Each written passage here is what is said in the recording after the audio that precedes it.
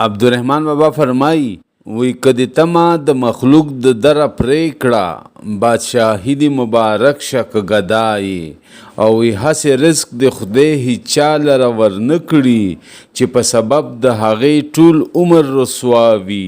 عبدالرحمن بابا وی راشه مکوله چا سره جفا لږ ژوندون دی ضایع کیږي بې وفا.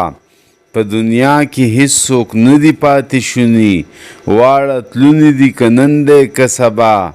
نو دا یاران چې نن وته جلوه کا په دوه ورځې پس په واړه شي فنا.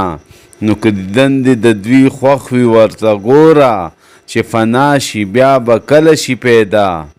عبدالرحمن بابا فرمایي که ستا مور او پلار ډېر ښه خلک وي خو ولې د هغې دا ښه سړیتوب او نیکوالی تا په آخرت کې د عذاب نه نشي بچ کولی. د عذاب نه بچ کېدو دپاره به ته پخپله نیک کارونه کې. هغه فرمایي وی د عمل په ځای به دا پوښتنه نه وي چې ته زوی یا نمسی د فلانا.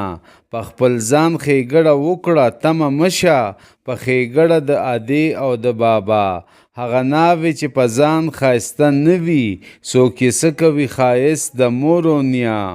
عبدالرحمن بابا وی انسان ډېر ناشکره او بې صبره دی. وی که ماښام تر ستوني ښکته کړې حلوا سبا خواست کوي له خدایه د ښوروا.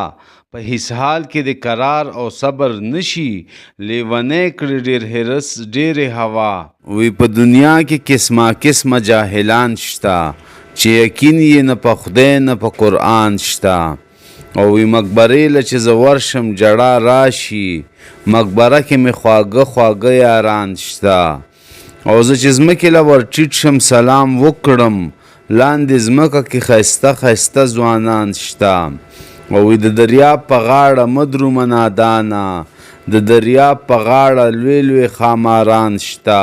او وی زه رحمان چې غشیولم خطا نزي په بغداد کې مې کامل پیران شته. عبدالرحمن بابا فرمایي وی دا دنیا د بې وفا ده بې بقا. نه یې مخ شته نه یې سټ شته لکه لوټه د صحرا. په یوه ګړی دا ستا وي په یوه ګړی زما. او وی په یوه ګړی یې درد وي نو په یوه ګړی دوا. او په ساعت کې بقا وي په ساعت کې فنا. په ساعت کې خندا وي نو په ساعت کې جړا. په ساعت کې افلاس وي په ساعت کې غنا. نه څه شان لري نه شکل کله دا شي کله دا. او وی خدای څوک پیښ مکړه رحمانه په دا هسې رنګ بلا. عبدالرحمن بابا فرمایي وی عجیبه رحمانه زړه دې د کتو دی چې مرګې په جهان شته او ته لا خان دی.